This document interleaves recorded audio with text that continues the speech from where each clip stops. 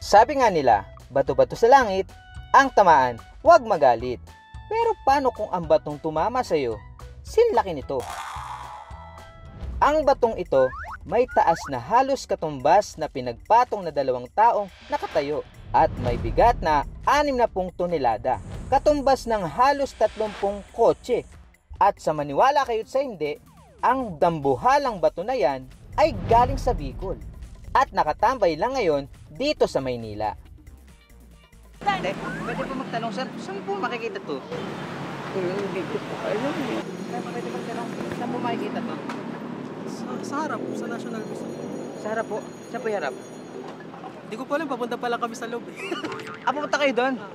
Sige po, susunod po ako dyan. Pwede po bang magtanong, nakita niyo po ba to? Hindi ba? Ato? Yan. Ayun! Nakita ko na! Ang batong hinahanap ko! Eto na siya! Naku nga! Kamukhang kamuka! Bukod sa mga koleksyon na nakadisplay ngayon sa National Museum of Natural History, atraksyon din sa mga bumibisita sa museo ang higanting bato na ito. Woo! Ayun nga! Sukatin natin kung ganong kalaki yung bato na to. Wow! I wonder, paano napunta yung bato na to buhat dun sa Mayon Volcano? Trivia in Manila. Mga ka-wonder, ang batong ito, ibiniyahe pa raw mula Albay sa Bicol Region. Ibinugayan nang minsan pumutok ang Bulkang Mayon noong taong 1814. Kalaunan, dinala sa Maynila. Ayon sa geologist ng National Museum, andesites ang tawag sa klase ng batong ito. Ang andesite ay isang igneous rock na karaniwang ibinubukga ng mga bulkan dito sa Pilipinas. Ang pambatong bato mula sa Mayon Volcano, tila may mabigat na pasanin sa kwento nito.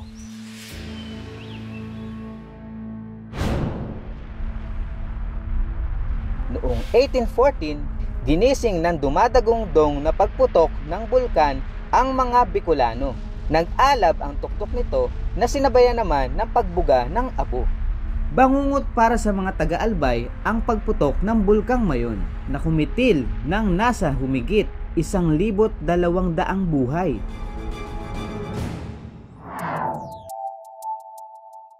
Ang bato dinala sa Pambansang Museo ng Maynila bilang pag-ala-ala sa mga buhay na nasawi. Ang mga boulders na ito ay sumisimbolo sa pagiging volcanic country ng Pilipinas. So nung ginagawa ang National Museum of Natural History na pagdesisyonan ng pamunuan ng Pambansang Museo na maglagay ng mga bato mula sa pinakamaganda, pinakamakasaysayan at pinakaaktibong bulkan sa Pilipinas, at yun nga yung Bulkang Mayon. Mahalagang bigyan ng saysay ang kasaysayan at huwag baliwalain ang kasalukuyan.